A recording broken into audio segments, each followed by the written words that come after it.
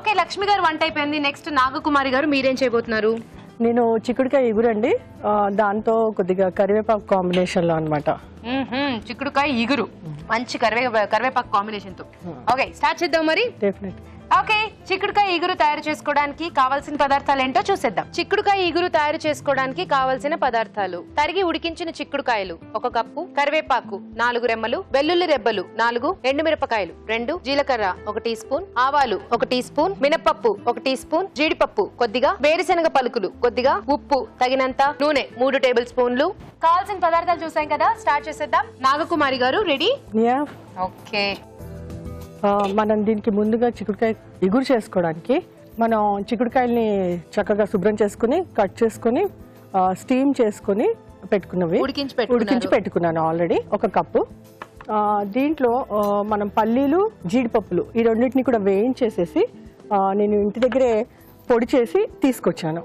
Okay okay, అలాగే ఇంకొక main ingredient కరివేపాకు అని చెప్పాను కదా, వెల్లుల్లి, కరివేపాకు, జీలకర్ర, ఎండుమిరపకాయలు ఈ 4టిని కూడా 2 చుక్కలు నూనె పొట్టు వేసుకుని కొద్దిగా సాల్ట్ వేసుకుని గ్రైండ్ చేసేసాను. ఏం ఫ్రై చేసుకోలే వాటిని? చేసాను, నూనె చుక్కలు వేసి వేయించి చల్లారాక గ్రైండ్ చేశారు. ఓకే ఓకే ఓకే, మీరు కంగారు పడకండి, నేను చెప్తాను, నేనున్నాను ఇక్కడ. I will give you the clarity. ఏం లేదండి, దీనికి 2 రకాల పొడులు రెడీ చేసుకోవాలి.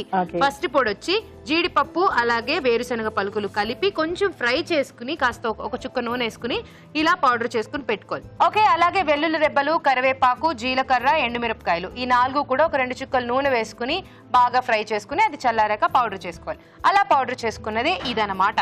ఓకే, సో ఇప్పుడు 2 పౌడర్ల గురించి మీకు క్లారిటీ వచ్చింది కదా, ఇప్పుడు వంట స్టార్ట్ చేద్దాం. ఫస్ట్ ఏం చేసుకోవాలండి నాగకుమారి గారు? మనం పొయ్యిలిగిచ్చేసి ప్యాన్ పెట్టుకోవాలి. ఓకే, కొద్దిగా హీట్ అయిన తర్వాత దీంట్లో నూనె కూడా మనకి ఎక్కువ పట్టదు.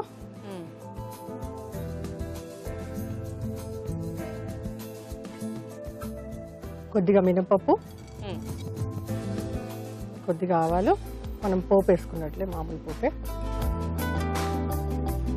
2 ఎండుమిరపకాయలు,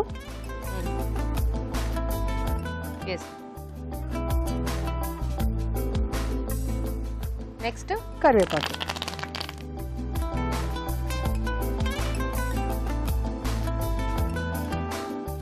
ఓకే, కరివేపాకు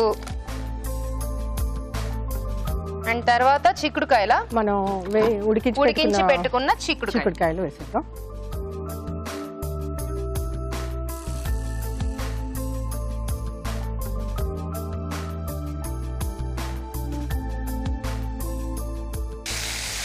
మీరేం చేస్తూ ఉంటారండి?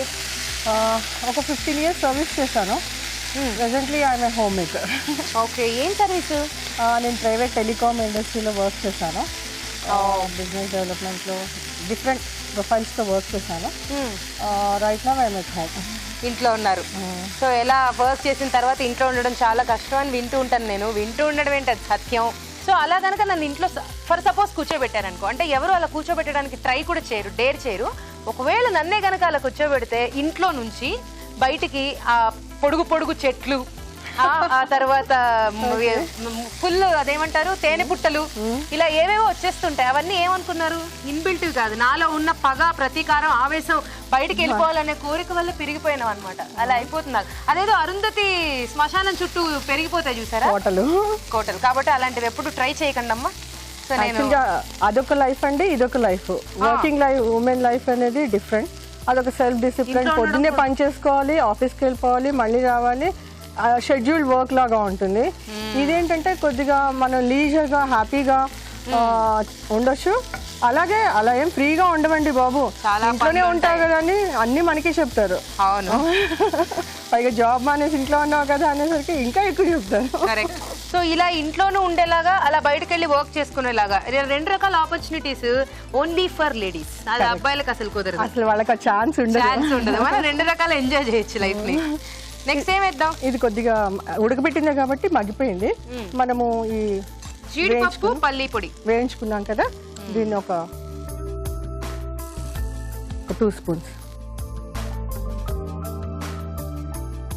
మంచి కమ్మటి వాసన వస్తుంది. ఐ మీన్ ఇంకా జీడిపప్పు వేస్తే మనకి ఇమీడియట్ గా కమ్మని ఫ్లేవర్ వస్తుంది కదా. మనం ఇంత దాకా ఉప్పు కూడా వేయలేదు. కరెక్ట్. సో చూసుకుని ఎంత సరిపోతుందో అంత వేసుకోండి.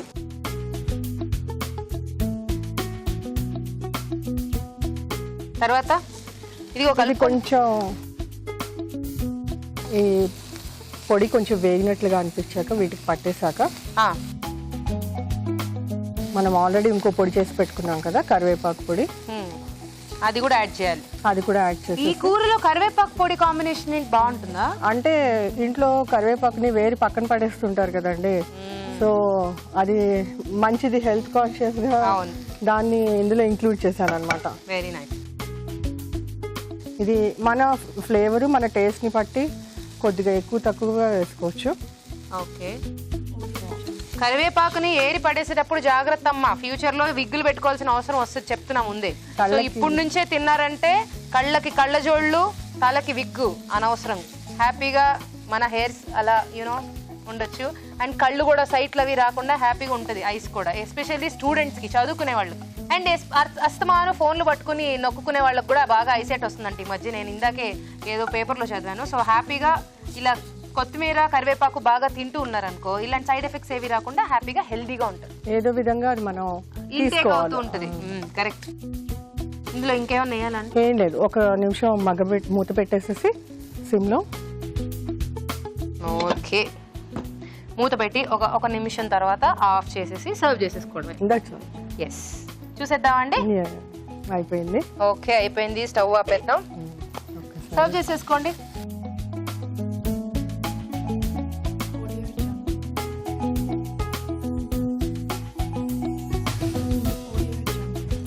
నాకు తెలిసి ఇది సైడ్ డిష్ లాగా బాగుంటుందేమో కదా.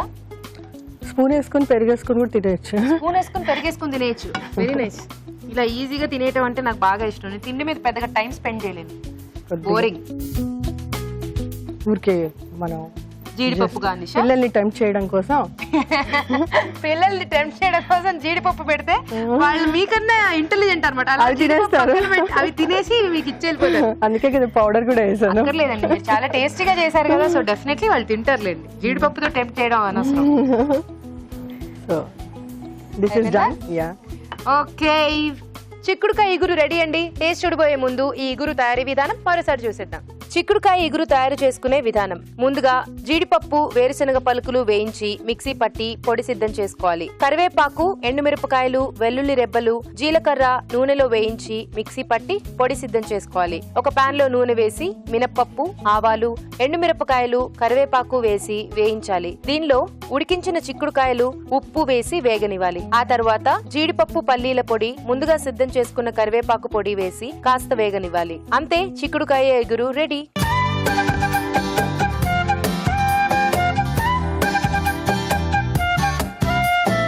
ఓకే, నాగకుమారి గారి వంట కూడా అయిపోయింది. టేస్ట్ చూసిద్దాం. రాజు గారు.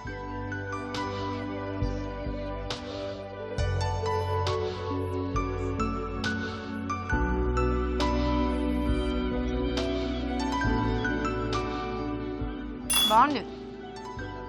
కరివేపాకు కాంబినేషన్ బాగుంది కదా, డిఫరెంట్ గా ఉంది.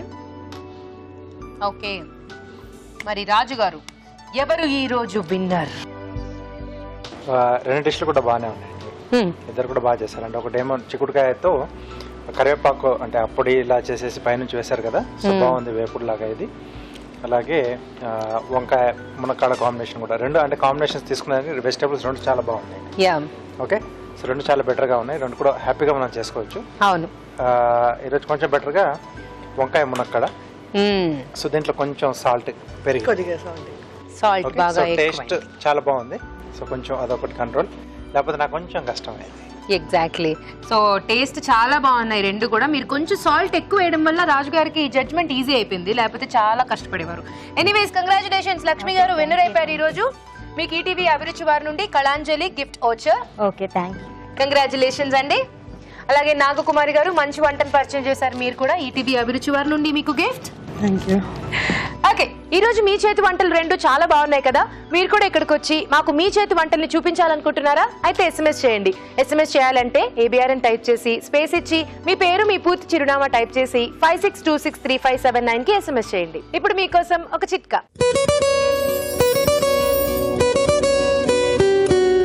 ఇప్పుడు మీకోసం మరో చిట్కా.